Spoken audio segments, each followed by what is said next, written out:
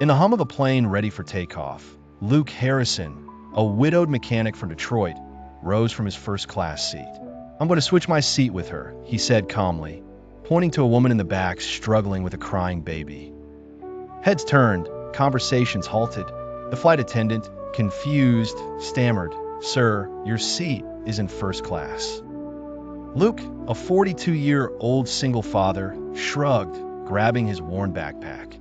"She needs it more than I do." He wasn't there by chance.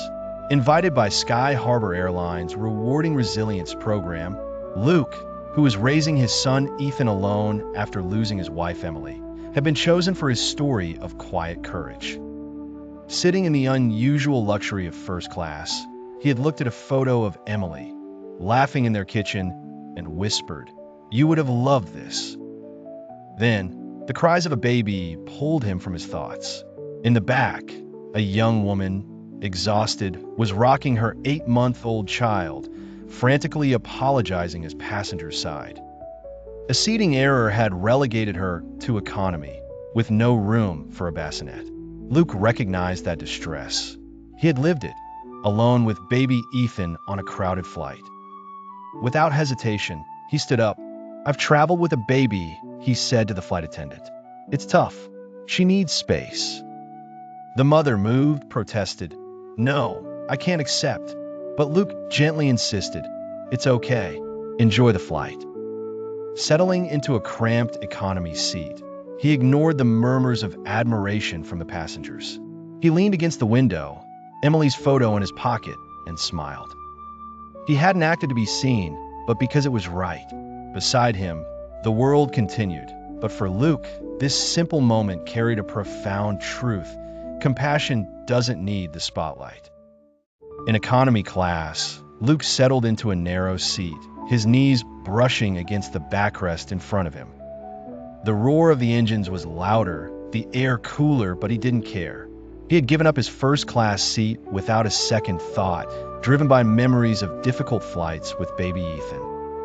He placed his backpack down and leaned his head against the window, watching the gray clouds illuminated by the moon. This trip, courtesy of Sky Harbor Airlines, was a rare break in his life as a mechanic and single father.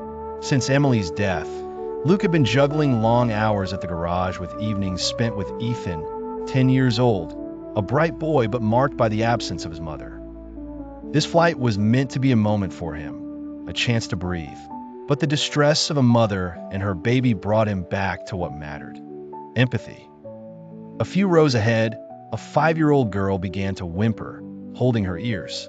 Her mother, flustered, tried to calm her down. Luke noticed the annoyed glances from other passengers. Without hesitation, he pulled a pack of gum from his bag. "Cabin pressure," he said softly to the mother. "Chewing helps. It worked for my son." Surprised, she gratefully accepted. A few minutes later, the girl, soothed, fell asleep against her mother, who offered a grateful smile to Luke. "You're a lifesaver." "Just a dad," he replied modestly. A flight attendant approached discreetly. "The mother and baby are sleeping now," she whispered. "Thanks to you." Luke, embarrassed, brushed off the compliment. "I didn't do anything extraordinary." But his words lingered. Kindness. It wasn't an abstract concept for him, just a habit, a reflex learned in tough times. He took out a photo of Emily, her smile frozen in time, and murmured, "You would be proud." In the darkness of the cabin, Luke closed his eyes, a slight smile on his lips, unaware that his gesture would change his life. The plane landed gently, and Luke Harrison, numb from hours in economy, stretched his legs. As he descended, he helped a woman with an overly heavy suitcase and an elderly man with his carry-on. These gestures were natural for him, like breathing. In the airport corridor, he dreamed of a coffee when an elegant woman in a navy blue suit approached, a sleeping baby against her shoulder. "Excuse me," she said, her piercing gaze meeting his. "Are you the man who gave up his seat?" Luke, surprised, rubbed his neck. "Yes, that's me." She extended her hand. "I'm Amelia Grant, CEO of Sky Harbor Airlines. You gave your seat to me and my daughter." Luke was taken aback. "I didn't know."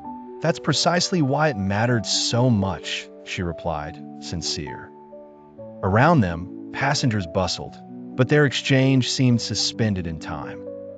Amelia explained that her daughter was sick, that she hadn't slept in days, and that this first-class seat had been an unexpected relief. You didn't ask for anything in return, she said. It touched me. Luke shrugged. I've been in your shoes, alone with a baby. I know what it's like. Amelia nodded, moved. Are you a father?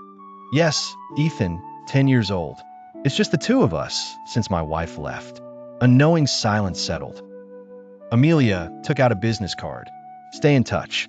People like you are rare, and I want my daughter to grow up knowing that this kind of generosity exists.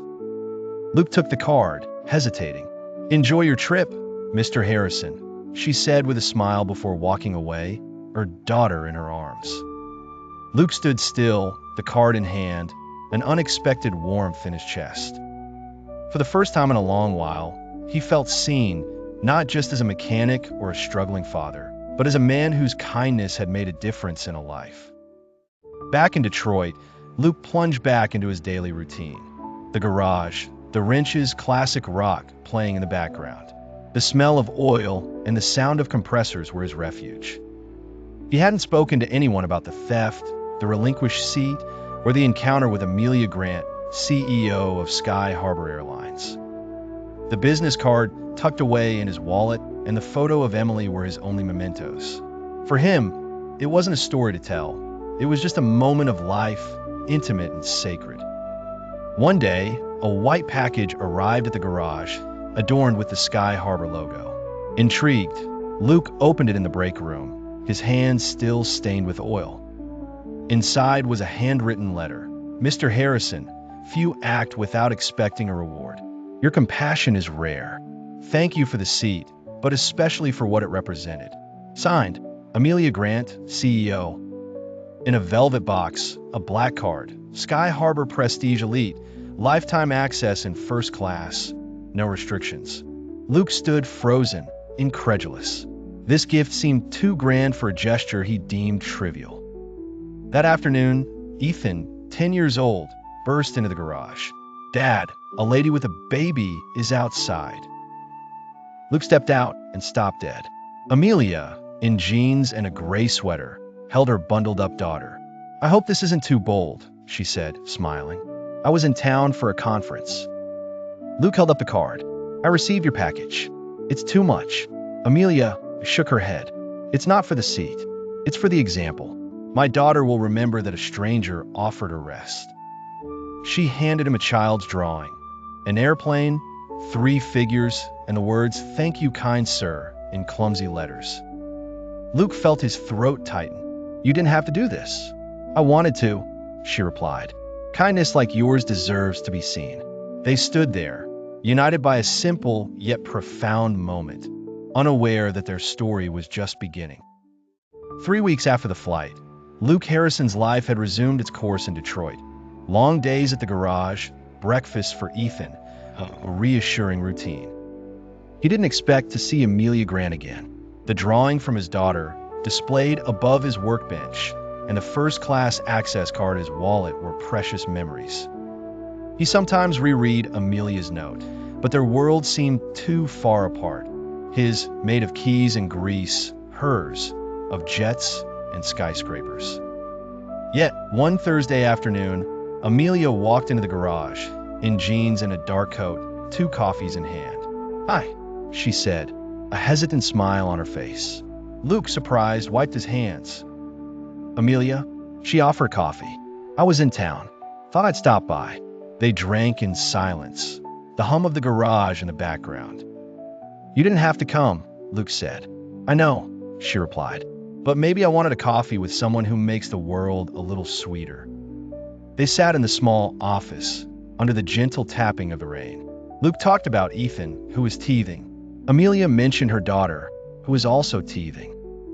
Then, more softly, I'm divorced. It wasn't planned, but life changes the plans.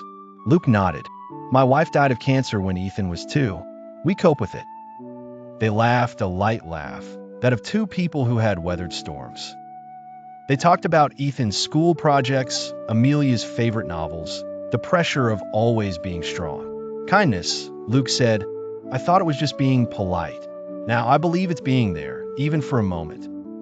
Amelia smiled. That's why I want to show my wife. When she left, Luke walked her out into the rain. Same time on the next trip? She joked. He smiled. You know where to find me. Watching her walk away, Luke felt something new. A friendship, perhaps more, taking root in the silence of their hearts. Amelia's visits became a sweet and unexpected ritual. It was no longer a surprise when Diego appeared in the garage with a coffee, a mischievous smile on his lips.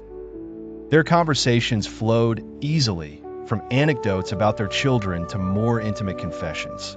What had started as a chance encounter evolved into a rare connection, where honesty felt safe. They never planned. Their meetings were spontaneous, without expectations. They found themselves in cafes, a park, or even at a local baseball game, where Ethan played and Amelia brought her daughter. The children got along well. Ethan played the protective big brother, making the little girl laugh with silly faces. But one dinner marked a turning point. In a small restaurant with flickering candles, Luke, in his best shirt, and Amelia, in jeans and a blue blouse, shared a slow meal. Amelia talked about her marriage, which began with love but turned into competition. My ex said he didn't marry a CEO, she confided, swirling her wine. I'm raising my only one, juggling it all. Luke spoke of his life after Emily, burnt eggs and early attempts at braiding Ethan's hair with a doll. I keep being kind, he said, because I want someone to be kind to Ethan if I'm not around. They laughed, their shoulders relaxing. Then, a server dropped some menus. Without a word, Luke picked them up, aligning them carefully before handing them back with a smile. Amelia watched him, silent. What? He asked.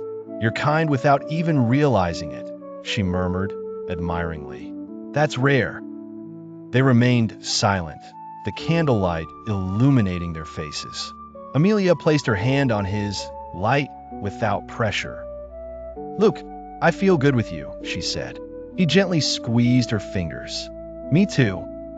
They left the restaurant under a starry sky, walking slowly, their silences as comfortable as their words.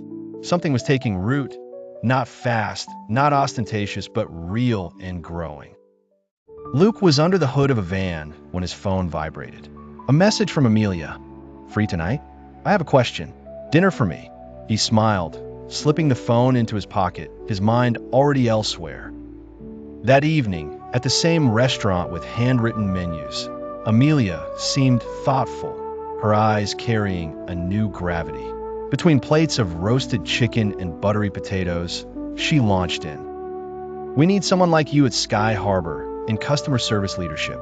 Luke, fork in the air, blinked. Not for the facade, she added. Because our industry needs someone who sees people as human beings, not data. I've seen how you act, without calculation. I want that vision to shape our service. Luke set down his fork. Amelia, I fix engines. I know nothing about corporate structures or leadership models. She tilted her head. But you know how to see people. That's leadership. He remained silent, contemplative. I'm not sure I belong in this world. It's not about belonging, she replied. It's a voice that's missing at the table. Luke didn't respond that night.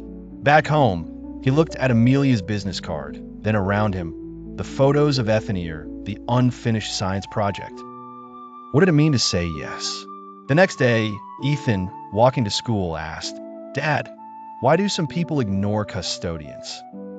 Luke recounted an anecdote about a teacher dismissing a janitor. Kindness, he said, doesn't need a uniform. At the garage, Amelia's words echoed. Shape how we serve people. He thought of airport shelters, exhausted parents, elderly travelers. Perhaps kindness deserved a voice. That night, he called Amelia. I'm in, he said. She was silent for a moment, then murmured, I hoped you would say that. Luke accepted, not for the salary or prestige, but to give a voice to dignity for those who were too often ignored. Luke moved quietly with Ethan to a modest house near the Sky Harbor headquarters. No farewell party, Just a truck, a few boxes, and his tools. The house was bright, with a garden for Ethan and a swing that Lucas promised to fix. For the first time, life seemed to open up. Luke approached his leadership role in customer service with caution, doubting his place.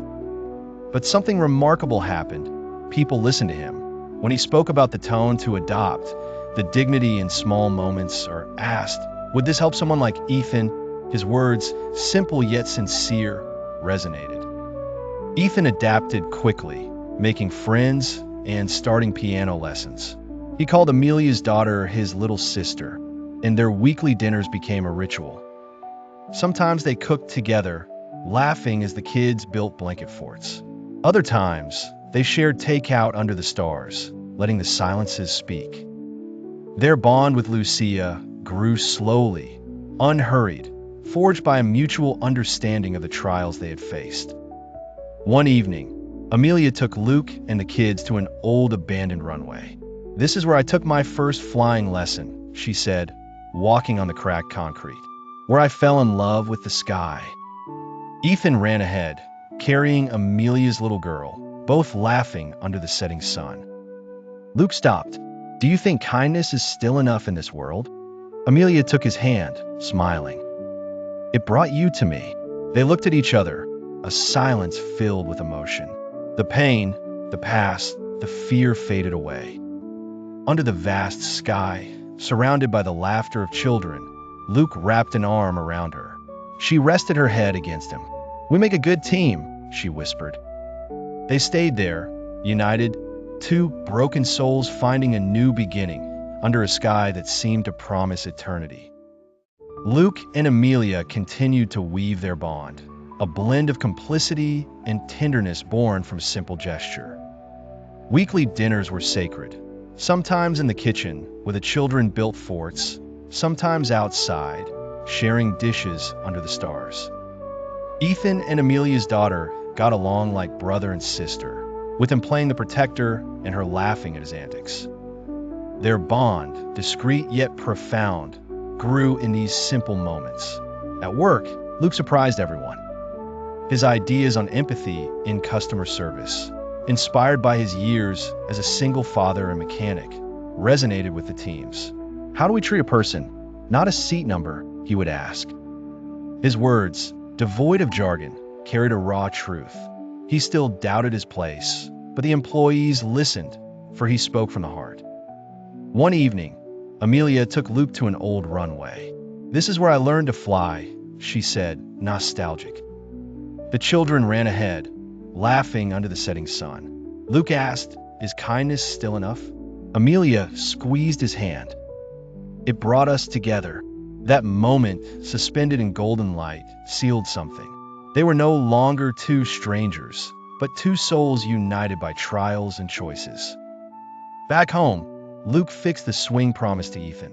Amelia, by his side, laughed, their bond like a house under construction, solid, patient. In the evenings, they shared knowing silences, their past soothed by a hopeful present. One day, Ethan asked, "Dad, are we a family now?" Luke smiled, looking at Amelia. "It seems so." Their story, born from a surrendered seat, proved that kindness, even discreet, can build bridges between worlds, uniting a father, a CEO, and two children under a golden sky. 6 years after that flight, Luke and Amelia formed a blended family, bright and imperfect. Their home vibrated with the laughter of Ethan, now a teenager, and Amelia's daughter, who followed him like a shadow. Weekly dinners remained a cornerstone, chaotic cooking, blanket forts, or meals under the stars. Their love, born from an act of kindness, grew in shared silences and simple moments. At work, Luke transformed Sky Harbor. His ideas, rooted in empathy, redefined customer service.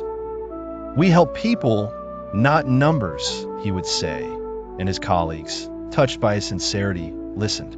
Ethan thrived, playing the piano, while Amelia found a balance between her career and family. One evening, on an abandoned runway, Amelia revisited her past as a pilot. "This is where I fell in love with flying," she said. The children laughed in the distance. Luke asked, "Is kindness still enough?" She squeezed his hand. "It brought us together." Under the setting sun, they kissed, their wounds healed by a patient love. Ethan called Amelia's daughter his sister. Their atypical family was complete. This story, born from a surrendered seat, proves that compassion can change destinies. Luke, a quiet father, and Amelia, a weary CO, found love and a home through a simple gesture. If this tale resonates with you, subscribe to Soul-Stirring Stories to discover true and fictional stories that remind us of the power of kindness. Share, comment. Do you believe in the power of small gestures? In a noisy world, silent acts, like offering a seat, resonate the loudest, weaving bonds that endure under a starry sky.